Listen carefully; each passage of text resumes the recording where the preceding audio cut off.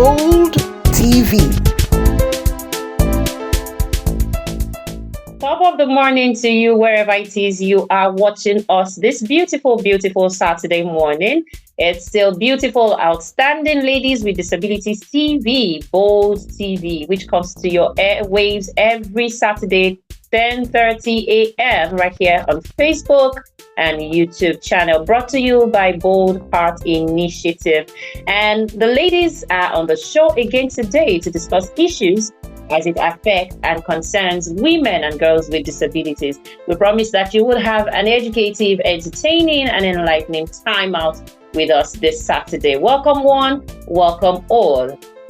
And I am your co-host for today. I am the captain of the ship. I'll be in charge of moderating on the program today. My name is Oluwatomisin Adeyefa. I'm a broadcast journalist. I'm a gender and disability rights advocate, a disability inclusion facilitator, the executive director of Popular Abilities Foundation for Women and Girls with Disabilities. Feels really awesome to be here this beautiful Saturday morning. I'm based in Abeokuta, Ogun State, and I would also be giving my ladies on set to the opportunity to introduce themselves one after the other. All right, good morning, everyone. Beautiful ladies out there. My name is Afia Mitum. I am a co-host on Bold TV. I am a medical lab scientist, and I live and work in Uyo, Akwa Ibom State. I'm a member of Bold Heart Initiative, and it is great to be here. Thank you so much, Afian, for joining us. Osaki, kindly go ahead with your introduction. Hello, good morning, beautiful ladies. Good morning, all light audience. I remain Osaki Teresa George Taria. I reside in Port Harcourt on. I'm a freelancer. I'm a farmer, polio warrior. I'm so glad to be here. Thank you. Thank you so much, Osaki, for that introduction. Grace, go ahead and introduce yourself, please. Okay, good morning, everyone. So good to be here. My name is Grace Ogetuku Onoha, and I'm an above knee amputee, currently in Makodi. And what I do, I'm a health and skincare consultant. And I also show people legit ways of making extra income online. Yes, so that's who I am. Thank you. Thank you so much, Grace, for that introduction. We have a guest in the house, maybe not a new guest, a returning guest, if I put it that way. So I would like her to introduce herself as well. Please tell us your name, what you do, and where you're based. And if you have a disability, let us know. Lucinda, please go ahead.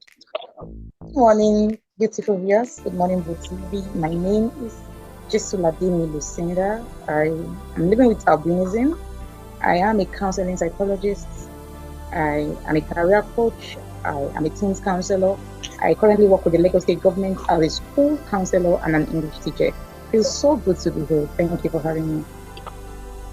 Thank you so much, Lucinda, for joining us once again on the program. And together, we shall be discussing something that has to do with our mental well-being, mental wellness, mental state of mind, mental health, something that would, definitely impact in you and I as we go forth in life. And our topic today is centered on overcoming anxiety as a woman with disability. We shall be exploring what exactly it is called anxiety. I mean, it is an emotion that is felt, and we need to talk about it. Is it positive? Is it negative?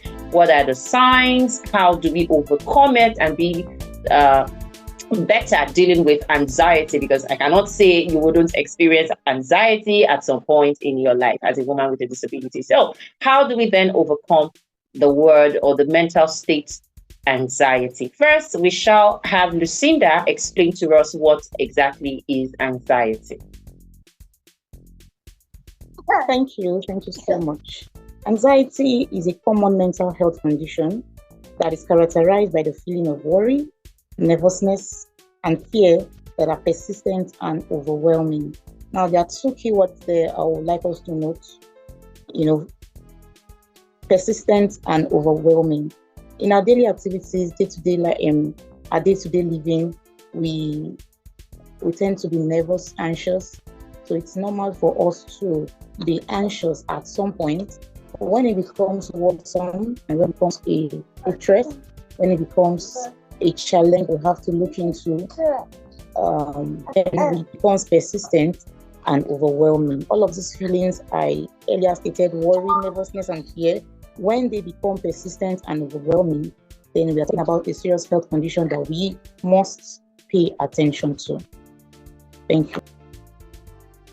Thank you so much for that brief explanation about what it is to have anxiety. And I just would like to reiterate that it's a feeling of worry, nervousness, fear, and when it becomes persistent and overwhelming, that's when it becomes something to really, really pay attention to. So there's no excuse as a woman with a disability. You would always worry, you would always be nervous, you would always have fears, about things that you want to embark on, especially for some of us who had our disability later in life. It's a constant thing that you worry about. You're looking at it like, how do I survive? What do I do with my life? How do I proceed from here? How do I stand out? How do I gain my independence? It's all about constant worrying. But when the worry, the nervousness, the fear becomes overwhelming, becomes something that you cannot shift away regardless of how much you try, it's something that it seems to be swallowing you up regardless of how much you try.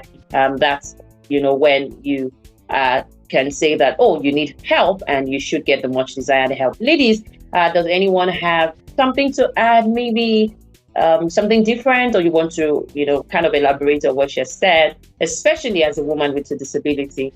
I'd like you to jump on this. Okay, do you have anything to say, Grace?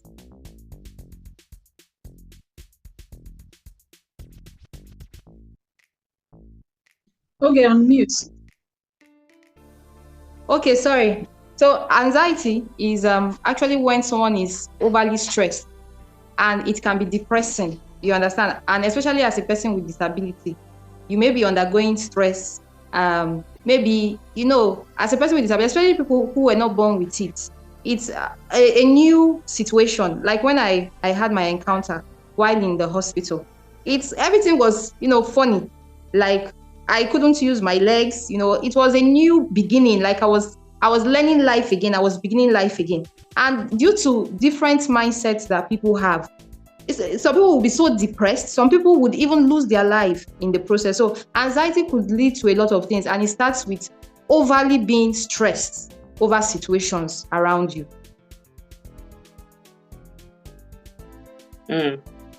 Thank you so much. Thank you so much for that addition. I like the angle at which you came up with it, talking about when people are overstressed, you go into that anxiety mood, you go into that panic mood, everything looks uncertain to you, especially, if you're just getting into that world of disability, even those that have been in the world of disability, because of the kind of society we live in, a lot of uncertainty hovers around us, and so it makes surviving a little bit skeptical, and then you cannot but worry for yourself and those around you.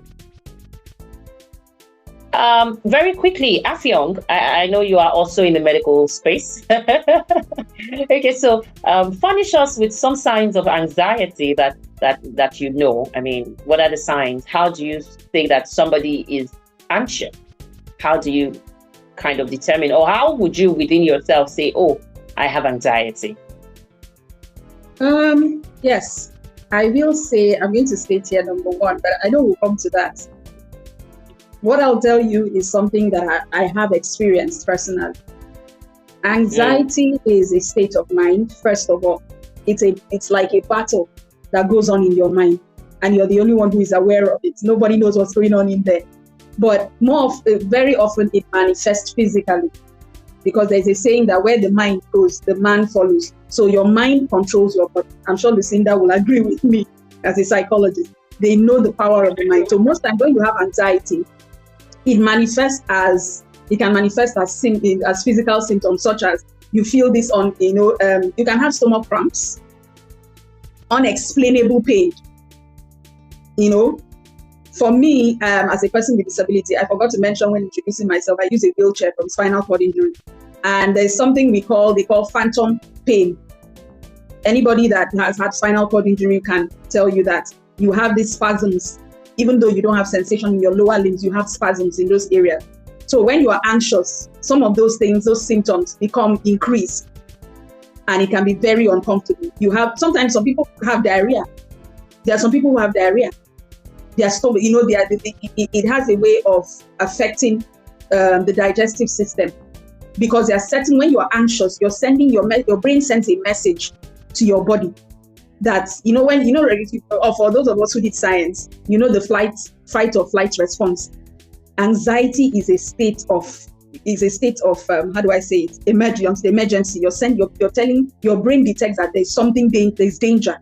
And so it sends a message to your body to prepare to either fight or run away. And so at that point in time, adrenaline, which is a chemical substance in your body, is released. And then you have things like increased heart rate. Your heart begins to pump faster to provide more blood to your body in case you need to help yourself. So your heart rate goes up. You may not be doing anything, but you just feel your heart going up, all because something is going on. There's a movie playing in your mind. Inside your mind, you've already seen one bad thing happening. You're worried about something, and the more you focus on it, it keeps increasing. It amplifies. Now looks like something is going to happen. What if I die? What if as I'm going out, I fall down? And then you begin to act Nollywood film in your head. And by the time the Nollywood film has reached part 2, your heart rate, you're already running while sitting down. Your heart rate is pumping like as if you're going to die, as if your heart is coming out of your mouth. And then you can have tremors. You begin to find yourself shaking. You start shaking, and then you can start having stomach cramps, things like that. Your stomach, you have cramps, you're just generally uncomfortable. You have pain. You go to the hospital, they can't tell you that anything is wrong with you. There's nothing wrong with you. Your body is just responding to the message that you are sending because of what your mind is producing. So those are just some of the symptoms you manifest. And I mean, I am a witness to that stomach ache, diarrhea. I mean, my mom, if she calls me once, twice, and I'm unavailable, she goes into that nervous mode, and then she just continues to perambulate the toilet. And I'm like, I'm fine. She goes into that worried, that panic mode and all of that. I also know people that their palms become very sweaty all of a sudden. They can't control their sweat. They can't, some of these things. I mean, these are signs that you might want to look out for, and you might decide to say, okay, I need to see a psychologist, I need to see a counselor, or I need to talk to someone to help with my mental state of mind. Okay, Osaki, I would like you to share us an experience. Have you ever been in that situation of anxiety? Have you ever been in that point where you feel like, what do I do? What else is there to do? Yeah, thank you, Thomas. Yes, I've had anxiety of so many cases, but let me share you. When I went into teaching, and I also teach in a secondary school, the first day, hey, what will I tell these boys? What will I tell these students? Fear, as in inside me, you just listen. This idea, what will she say now? So that fear, like I want to use the toilet, like I want to drink water, like as in the first 10 minutes, I was just looking at them, trying to observe them, trying to pick. Just what I even did, I even stress on those that was disturbing. So I had to calm down. Why you start try to get their acquaintance, their faces, their smiles, because inside you're like, hey, what will I tell? Especially when you forgot a particular explanation of a particular topic, and you want to say it, memorizing without using your textbook. You don't be mumbling words. So that fear, that running to the toilet, the stomach is aching as you want to toilet, you're sweating, uncomfortableness, I had it. But like the first 10 minutes, after a while, I told myself, relax, they are just children. You tell them something, no matter how it's like, So I just gathered myself up, look at the text once in a while. I said, let's flow. So I had to make it to their level. And also another time again, I was asked to be, that was early this year, I was on a panel list for youth in River State, Ministry of Youth. So I had to talk on disability and struggle with life. So that was easy. But just being in the panel was just the problem. That I was sitting down in front of people talking with other panelists. So just the people are watching me, that's which can well have been of your own experience again. I sat down there and those fear and everything came. But in no time, I had my spirit and I moved and I flew with the conversation. Thank you.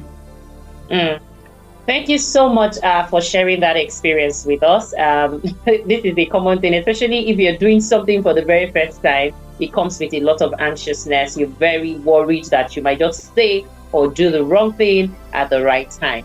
And it brings me to this other question, Lucinda. I'd like to know, is there a similarity between anxiety and self-esteem? Does it have anything to do with your self-esteem as an individual? Okay, thank you. Self-esteem is one's self-image, how you view yourself, how you carry yourself, what you perceive about yourself, what you believe about yourself. In summary, self-esteem can mean self-worth. So anxiety, like we have defined, has a whole lot to do with one's self-esteem. Now, when the feeling of inadequacy can administer anxiety or can trigger anxiety. If you feel for some reason you cannot do a thing, or you are not capable, or you don't have a healthy esteem, a healthy self-esteem, it could administer, or it could open the doorway for anxiety, such that you begin to panic, you begin to fidget, you begin to feel nervous. There's this thing that comes when I am to speak on a very familiar subject. There's this thing that, there's this boldness, this confidence that I feel, regardless of who is watching, regardless of the number of, of persons in my audience. I am very confident because I feel that this is a known field. This is something I've done over and over and over again. So there's no need to be nervous, no need to be anxious. But if it is a different or a very new field, or a topic I'm not so familiar with, it's taken me a while to gather momentum to pass that first fright phase and get into a zone where I'm comfortable.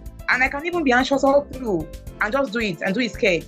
So anxiety and self-esteem, they have some kind of relationship, because if you have a healthy self-worth, if you have mastered, thinking highly about yourself, not to other people's detriment. Let me just say that. If you've mastered viewing yourself in a very healthy and positive light, it will help you even to face life. Because life is uncertain. Life throws so many things at us. So your self-esteem will help you to navigate through all of these challenges. As life throws these challenges at you, your healthy self-esteem will help you to choose, to make right decisions, make right choices, to be able to navigate through life and come out on the other side unharmed and unhurt. Thank you. Thank you so much, Lucinda, for that explanation. So our self-esteem has quite a lot to do with anxiety. So if you have that self-worth within you, if you have that self-image that, oh, I can do this, you are very positive within you, it means that even when that feeling of nervousness, that feeling of worry comes, it's likely not going to subdue you. You're likely going to overcome very, very quickly. I'll just take one more experience sharing, and then we move on to how we can, overcome the feeling of anxiety. Afia, would you like to share an experience with us very quickly? Okay, so before I share my experience, I just wanted to add to what Lucinda said. One other thing that can cause anxiety is trauma. Many times when we have experienced something, we've had a very traumatic experience. You've gone through an event, and one of such events is disability itself. Like you said, for those of us who came into disability, who are not born with it, that in itself, the event surrounding your entry into or becoming disabled it's most often than not can be traumatic.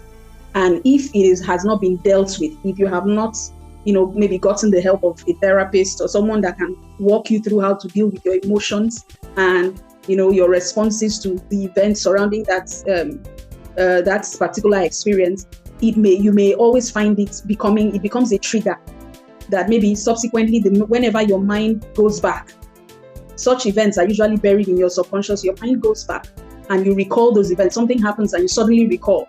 Maybe if you had, for example, you had a car accident, your disability came as a result of a car accident. Whenever you find yourself in a moving vehicle, and maybe the vehicle, the driver is driving recklessly or maybe is speeding, you suddenly find that you begin to react a certain way. Your mind begins to conjure up what happened. The accident that brought you, led to you being disabled. Your mind begins to bring up those images, and suddenly you start becoming, anxiety sets in. Your heart starts racing. You find yourself sweating.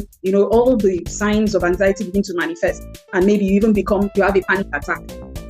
That event becomes a trigger. So when you've undergone a traumatic event and you have not dealt with it, you have not gotten help with dealing with the emotions surrounding it, it can lead to that. Now, to my own experience, sometime last year, I had a panic attack.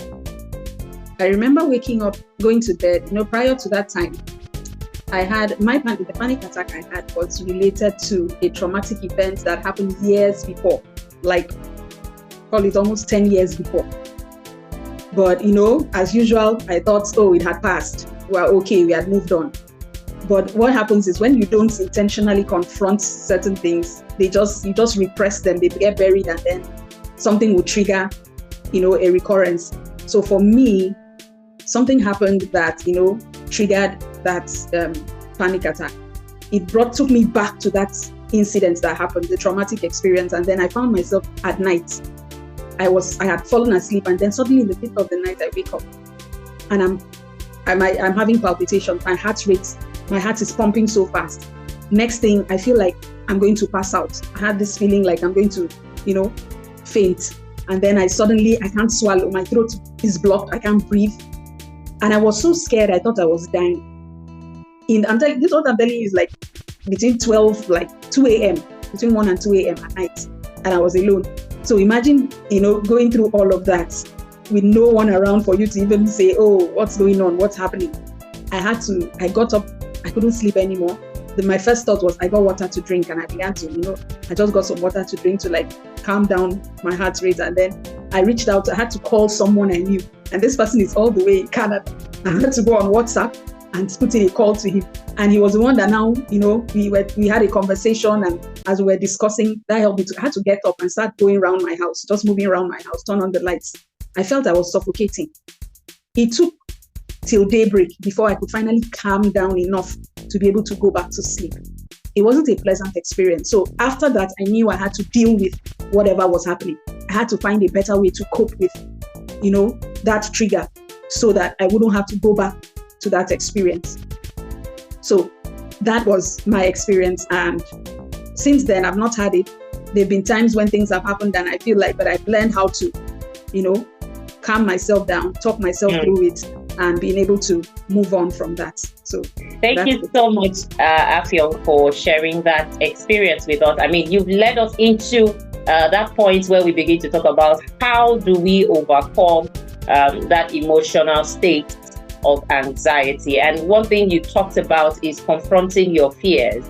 Sometimes we love to run away from our fears. We love to run away from our worries. We say it is well when it is actually not well. So it means that learning to deal with issues from the root.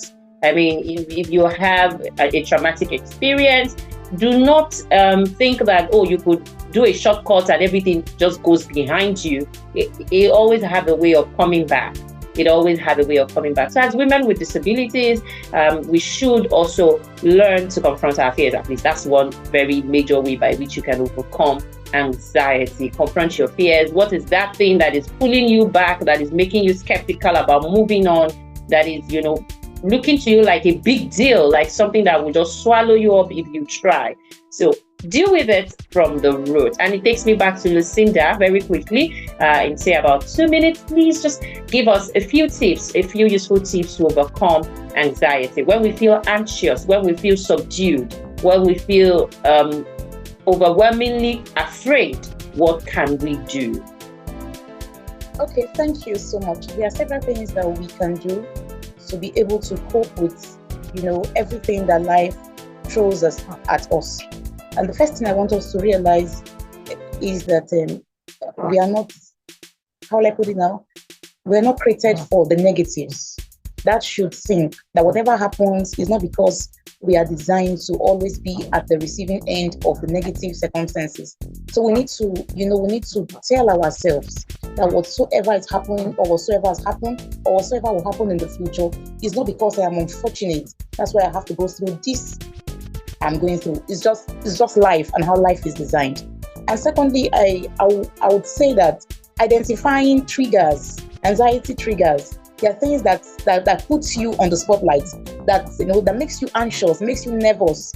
If we can, we should try as much as possible to avoid such things, so that we don't, put ourselves in a situation where we are always anxious, where we are nervous, and before we know it, it becomes persistent and overwhelming. Then we are talking about a health challenge, a health condition, which is anxiety. It's okay to be nervous. It's okay to be anxious at some point, because these emotions are not negative all by themselves. There are things that should push us into becoming better versions of ourselves, but it should not persist such that it begins to migrate into anxiety and then depression and then schizophrenia and all the other, mental health challenges that we have. So we have to identify triggers, and as much as possible, as much as we can, avoid triggers. Another thing I would suggest that can help us overcome anxiety, we have to accept the current situation. There's no need to, run away from the reality or what. There's no need to run away from the reality of things. We must ensure to accept it the way it is. Come to full acceptance of whatever it is, and begin to look for practical ways on how we can overcome such challenges. We don't have to stay in denial, regardless of the situation. We don't have to stay in denial.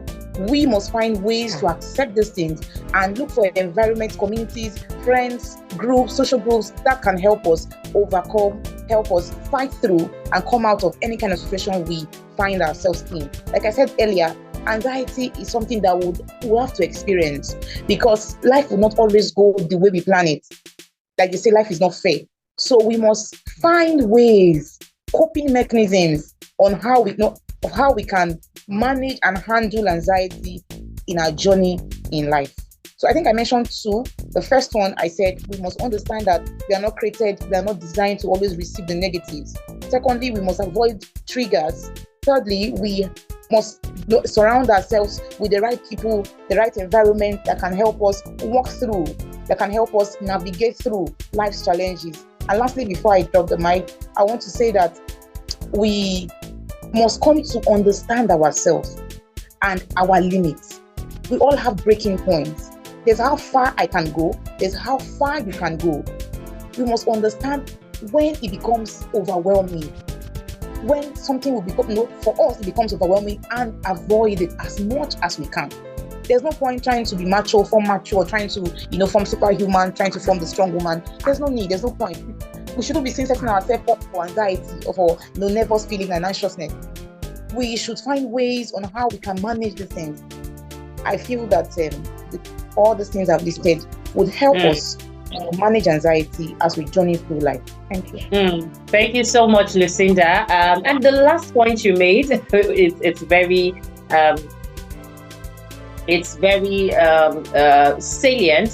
No formula of superhuman. You are not a super. Even when you do super things, you're not someone who fell from the sky. You have blood and water running through your veins. And so I would just like Grace to give our own addition to your thoughts about overcoming the feeling of anxiety. What would you suggest?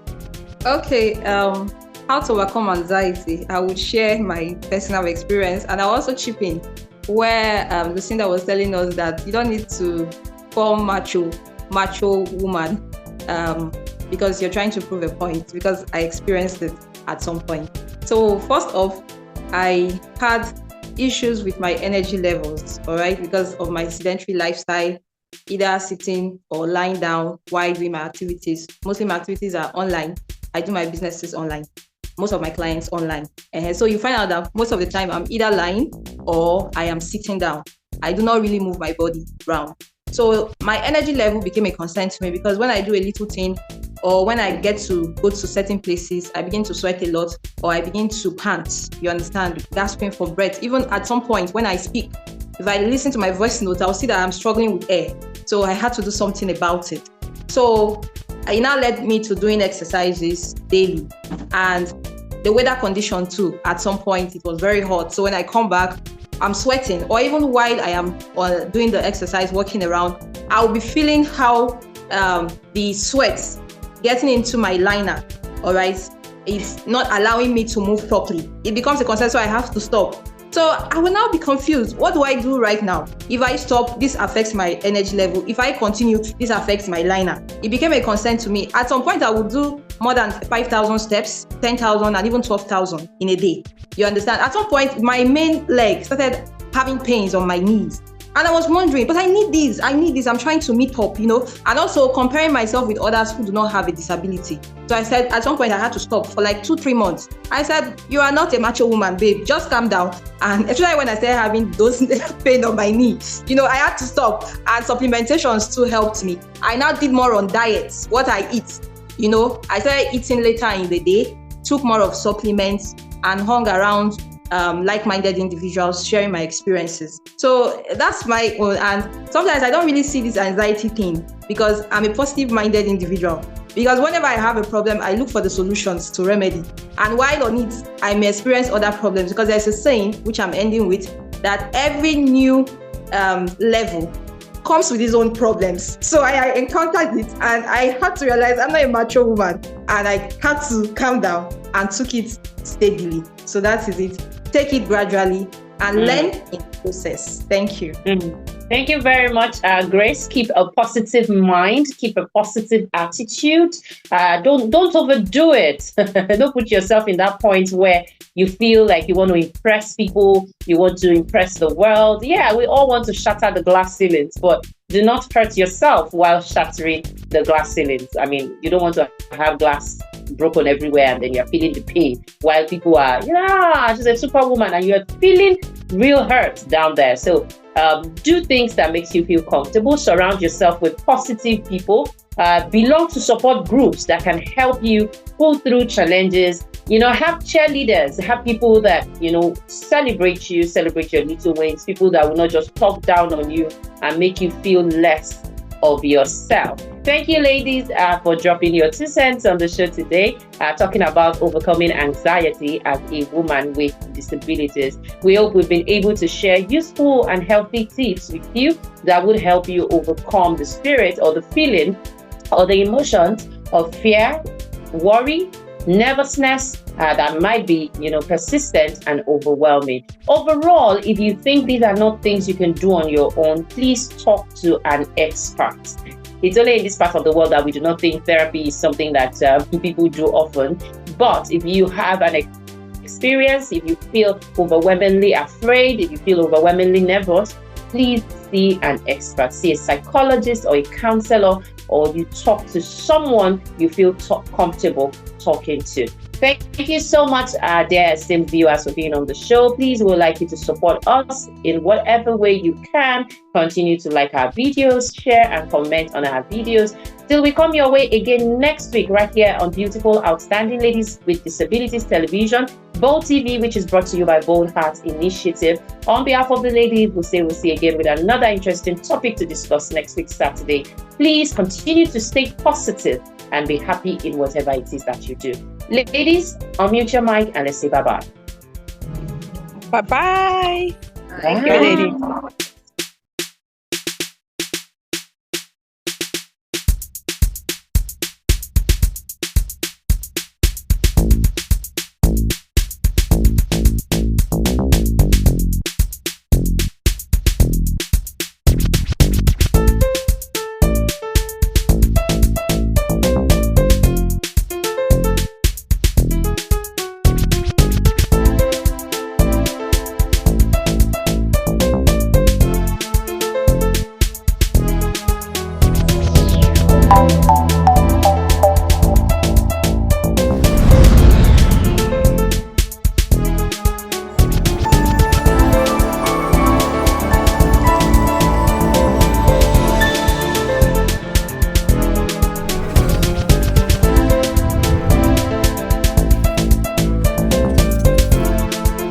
This is Bold TV.